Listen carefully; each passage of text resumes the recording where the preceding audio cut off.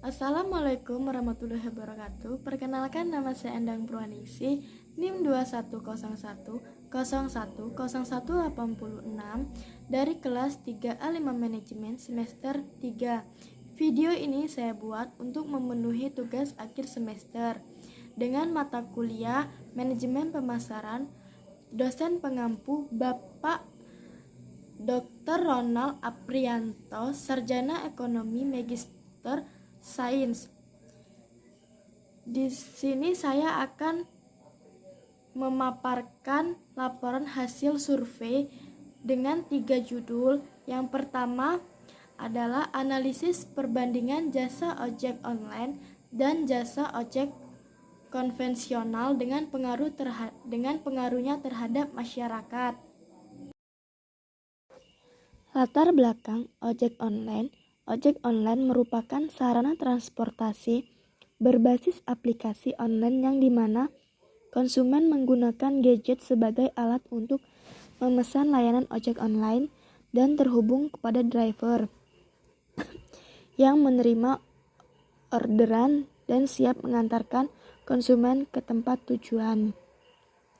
Ojek offline atau konvensional. Ojek offline atau pangkalan adalah transportasi umum informal di Indonesia yang berupa sepeda motor disebut informal.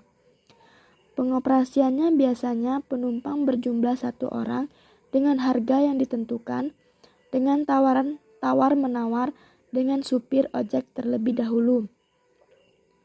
Maka ojek tersebut akan mengantar ke tujuan yang diinginkan penumpangnya. Metode penelitian. Penelitian ini menggunakan metode penelitian eksploratif. Penelitian eksploratif adalah penelitian yang bertujuan ingin menggali secara luas tentang sebab-sebab atau hal-hal yang mempengaruhi terjadinya sesuatu tentang seberapa besar nilai bisnis dan jasa yang dihasilkan kepada industri bisnis.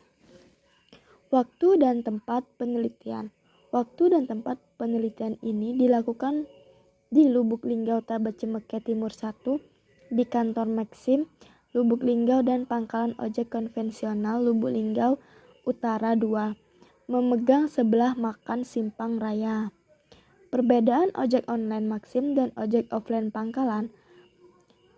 Perbedaan kesepakatan harga antara ojek online dan ojek offline. Sistem pada ojek pangkalan sendiri, penumpang harus datang sendiri ke pangkalan untuk meminta diantar ke tempat tujuan, dan sedangkan ojek online sendiri memanfaatkan kecanggihan di era modern ini dalam aplikasi yang sudah diunduh oleh konsumen dan diketahui jarak dan lama pemasaran harga. Kelas jasa ojek. Kelas jasa adalah online memiliki kelas yang lebih tinggi ketimbang jasa ojek offline. Meskipun kedua jasa ini memiliki jasa yang sama dengan mengantarkan penumpang ke tempat tujuannya, tetapi jasa ojek online lebih unggul karena jasa ini menggunakan handphone dan memiliki keamanan dari perusahaan. Sistem pembayaran. Kedua jenis jasa ini memiliki sistem pembayaran yang sama, yaitu tunai.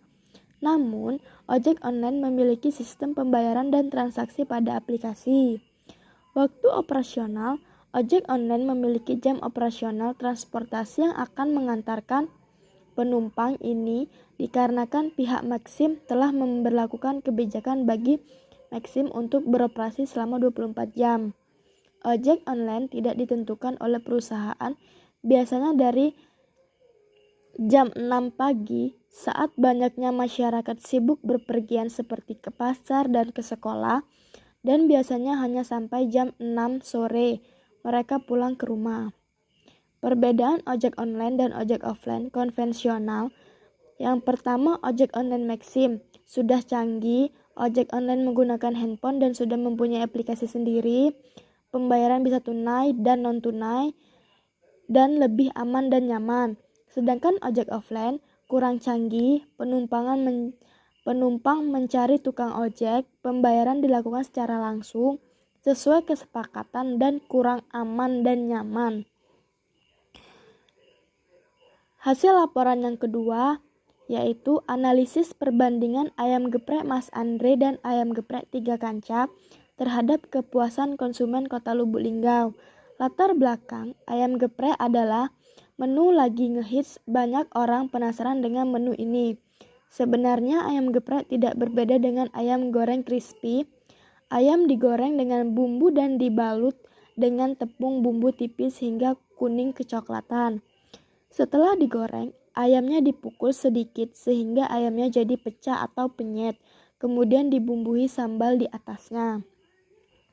Metode penelitian ini merupakan penelitian lapangan karena data diperoleh dari hasil pengamatan langsung ke ayam geprek Mas Andre dan ayam geprek 3 Kanca yang ada di Kota Lubuk Linggau. Maka dapat disimpulkan bahwa penelitian menggunakan jenis penelitian kuantitatif. Penelitian kuantitatif adalah penelitian ilmiah yang sistematis terhadap bagian-bagian dan fenomena serta hubungan-hubungannya. Tujuan penelitian kuantitatif adalah mengembangkan dan menggunakan model-model matematis, teori-teori atau hipotesis yang berkaitan dengan fenomena alam. Waktu dan tempat penelitian. Penelitian ini dilakukan selama 1 hari, yakni pada tanggal 12 Desember 2022, bertempatan di Jalan Taba Cemeke Timur 1 di Kota Lubuk Linggau, Sumatera Selatan. Perbedaan kesepakatan harga antara ayam geprek Mas Andre dan ayam geprek 3 Kanca adalah di bagian pembedaan harga yang disepakatin. Ayam geprek Mas Andre harga dimulai dari 11.000 dan ayam geprek 3 Kanca dimulai dengan harga 10.000. Penentuan harga jual sangat mungkin terjadi ketika di momen tertentu dan ketika penjualan ingin memberikannya, misalnya penjualan memberikan potongan harga melalui promosi. Kelas produk yang dijual tentu saja berbeda jika di ayam geprek Mas Andre, ayam tersebut potongannya tidak besar namun bumbunya meresap sampai ke tulang. Sedangkan ayam geprek 3 Kanca potongan ayamnya besar namun bumbunya hanya di bagian tepungnya saja. Dan lalapan bisa dikatakan sama namun bedanya terhadap tambahan tempe dan tahu saja, serta cita rasa sambal yang mempunyai ciri khas tersendiri. Sistem pembayaran. Kedua jenis ayam geprek ini memiliki sistem pembayaran yang sama, yaitu dengan uang tunai, namun bisa juga digunakan sistem pembayaran lain, seperti dengan kartu debit atau pembayaran kredit dengan menggunakan kartu kredit. Perbedaan waktu operasional. Ayam geprek Mas Andre dibuka dari jam 11 pagi sampai jam 6 sore waktu Indonesia Barat. Sedangkan ayam geprek 3 Kanca dibuka pada jam 10 pagi sampai jam 9 malam waktu Indonesia Barat. Metode survei, perbandingan kepuasan konsumen antara ayam geprek Mas Andre dan ayam geprek 3 Kanca di Kota Lubuk Linggau. Perbedaan ayam geprek Mas Andre dan ayam geprek 3 Kanca. Ayam geprek Mas Andre yang pertama sehari bisa menghabiskan 500 kotak. Harga lebih tinggi sedikit, ayam lebih kecil, tempatnya luas, disediakan air minum putih dan lalapan lengkap. Sedangkan ayam geprek 3 Kanca seharinya bisa menghabiskan 300 kotak, ayamnya lebih besar, harga lebih murah, tempatnya tidak luas, terdapat tingkatan-tingkatan level, tidak disediakan air minum. Kesimpulan dari ayam geprek merupakan makanan sederhana berupa ayam goreng yang telah diberi bumbu agar menjadi crispy, kemudian digeprek dengan cabai setan dengan jumlah sesuai selera, semakin pedas semakin nikmat. Ayam geprek dan susu adalah menu ayam geprek yang dipadukan dengan kesegaran dari susu sebagai minumannya, menambah kenikmatan dalam menyantap ayam geprek ini. Terbuat dari bahan-bahan pilihan yang kaya akan vitamin dan protein yang cocok dikonsumsi oleh semua kalangan. Saran, berdasarkan hasil pembahasan dan kesimpulan yang telah dijabarkan, maka dapat diberikan beberapa saran untuk usaha ayam geprek Mas Andre dan ayam geprek 3 Kanca. Yang pertama, pada pembukuan kas utama, ayam geprek sebaiknya perlu mencatat dan memperhatikan pengeluaran-pengeluaran kecil yang ada. Yang kedua, ayam geprek sebaiknya mulai mempersiapkan dan memperhatikan semua hal yang dibutuhkan agar bisa melakukan kerjasama dengan pihak penyediaan jasa pesan antar online seperti GrabFood dan GoFood. Yang ketiga, jangkauan pemasaran ayam geprek sebaiknya tidak hanya berfokus pada kawasan area Lubuk Linggau saja. Dan analisis yang terakhir yaitu analisis perbandingan Hotel Dafam dan Hotel Aura terhadap kepuasan konsumen di Kota Lubuk Linggau. Latar belakang, kualitas atau mutu dalam industri jasa pelayanan adalah suatu penyajian produk atau jasa sesuai ukuran yang berlaku di tempat produk tersebut diadakan dan penyampaiannya setidaknya sama dengan yang diinginkan dan diharapkan konsumen.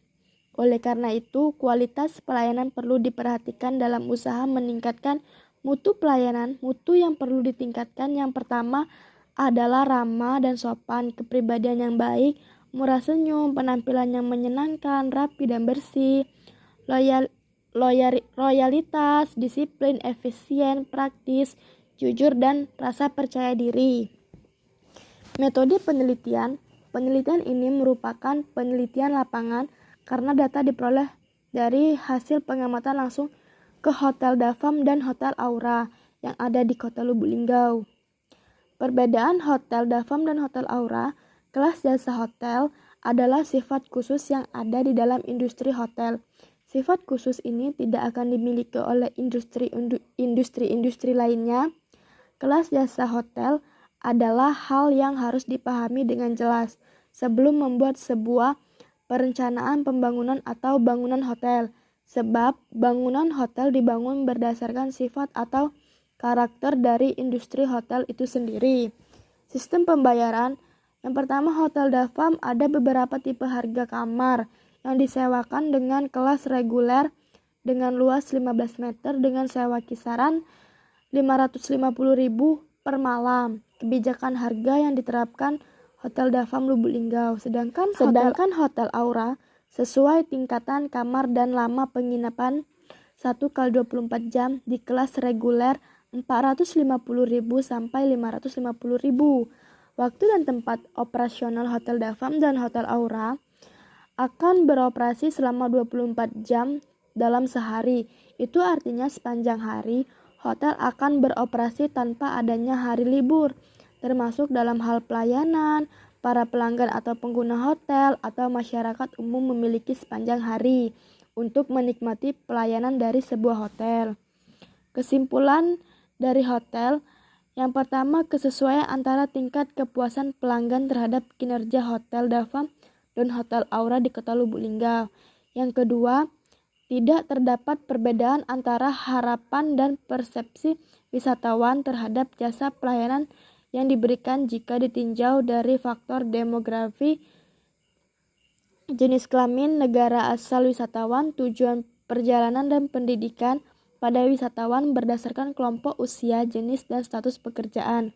Saran, berdasarkan kesimpulan di atas, maka penelitian ingin mengemukakan beberapa saran yang sekiranya dapat bermanfaat bagi perkembangan kemajuan hotel di Lubuk Linggau di masa yang akan datang. Itulah yang dapat saya paparkan atau sampaikan untuk memenuhi ujian akhir semester saya. Lebih dan kurangnya saya mohon maaf. Saya akhiri. Wassalamualaikum warahmatullahi wabarakatuh. Terima kasih.